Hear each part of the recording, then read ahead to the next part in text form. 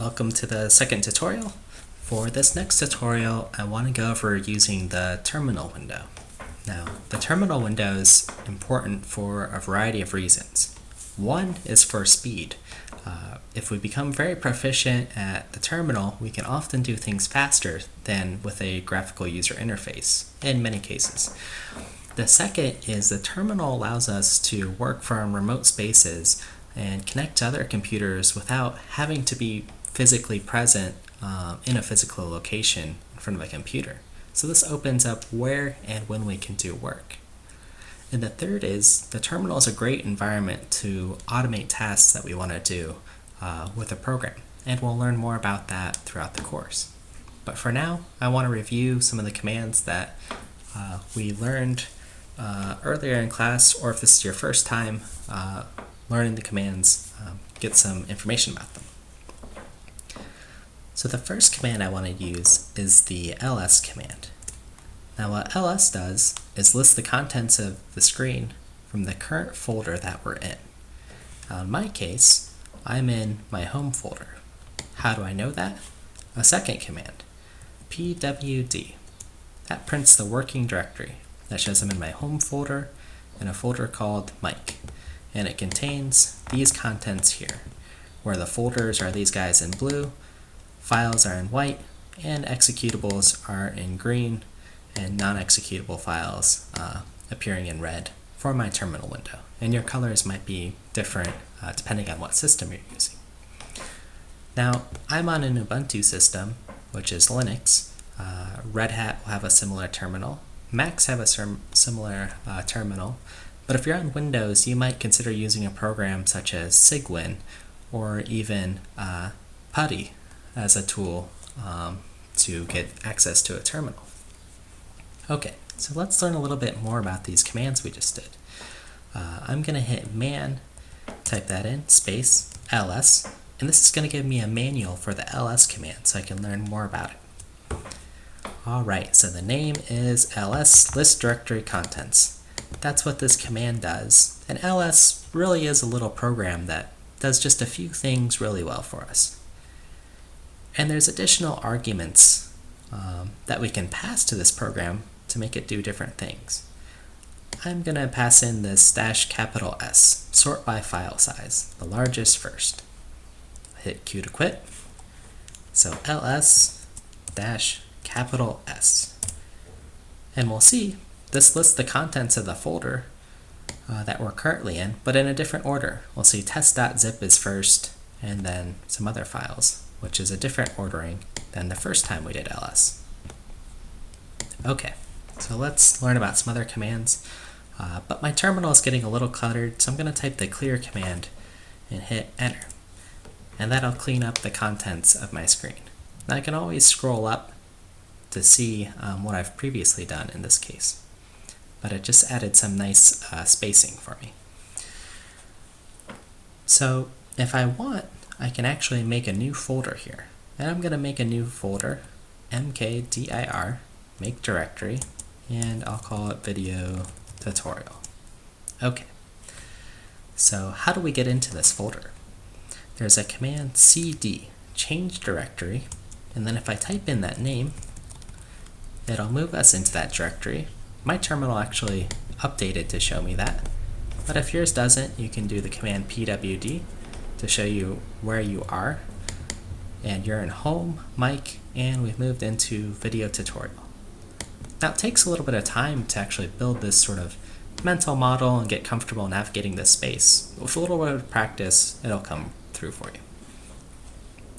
So within our new folder, let's create a new file. Now, we can do this previously with Vim and do new file, for example, and type something in, and that'll launch the Vim application and create a new file. But I'm going to use the command touch and then create new file, .cpp, and no error messages. If I hit ls, we'll see within this folder one new file created. Okay, now I can use Vim. I can start typing a new file, .cpp, and view the file. Alright, Q to quit. Okay, so now let's say I want to list the contents here. And, well, I'm sort of done with this folder, so how do I get out? One way to do it is to change directory and type in /home/Mike, and this will move us back to our directory. We typed in the full path of where we previously were, home Mike, okay? Home Mike. But let's move back into a video tutorial here. And I just did something there actually quickly. I just typed cd video, and if I hit the tab command, it'll actually auto-complete for me because there's only one other file or folder within the current working directory with the prefix of the letters VID, E, O, tab. At any point, I can hit the tab key, and that'll navigate me. Okay, so the next thing I want to show is, we've done a lot of commands, and typing them out can take a long time. So why don't I clear? And then on my keyboard, if I just press the up and down commands, I can actually go back in an order that I typed them in and see what all the commands are. So if I have to repeat something, let's say I want to make a directory called video tutorial 2 within directory video tutorial, navigate into that directory, see where we are, list the contents. Oh, there's nothing here. So I'm going to back up one directory by using cd ... which means move back one directory, check where I am. I'm back in video tutorial. I'm going to cd again. Oh, but this time I've decided I want to make a new file in video tutorial 2. So I'm going to cd video, I'm going to start typing it, hit tab, and then start typing in video tutorial 2. Well, that was the only folder there, so it auto-completed. Hit enter, and then see that I jumped, in this case, from home Mike into this directory. So I only have to type in the cd command one time. Now, a few other commands that are worth noting are the copy command. So let me actually move back to where I have a file. I'm going to cd back into the video tutorial file, list the contents, and I see there's new file. I can copy this file with the cp command. And let's look at it. Man cp, copy files and directories. Okay, great. I hit Q to exit. And then let's copy new file. And the first argument is the file that we want to copy, and the second is what we want to name this file. I'm just going to call a copy, there's no spaces here, .cpp, hit enter, no error messages. I'll list the contents and say, oh, our copy file is here, and let's see if it actually was a copy. So what I can do is type vim, a copy, hit tab, and see, yeah, it's the same empty file. Okay, :Q to quit. But now let's move that file into video tutorial 2. So there's a command, move, for moving or renaming files. And I'm going to move a copy. And where am I going to move it to? Well, if I specify a directory, video tutorial 2, it'll move it there. No errors, list contents. Okay, so from video tutorial, looks like the file is gone. What if I cd into video tutorial 2? What are our expectations? If I list the contents of the folders and directories, a copy is in there. Great. And let's just do one more copy here. I'm going to actually cd back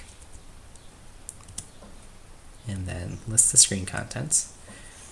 And this time I'm going to copy the whole video tutorial 2 folder.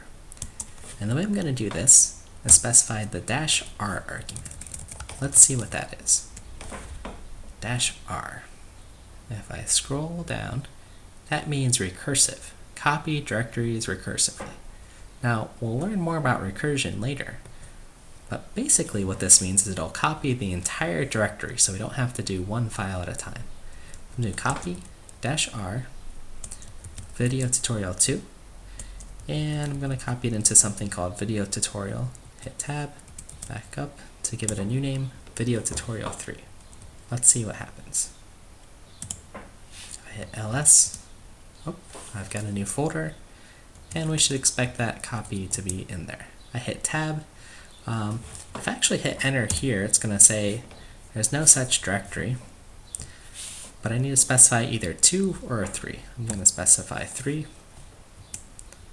ls, and this file is in there. Okay, so that was a lot of commands. Try those out on your own sometime, and if you have any questions, please let me know. Thank you.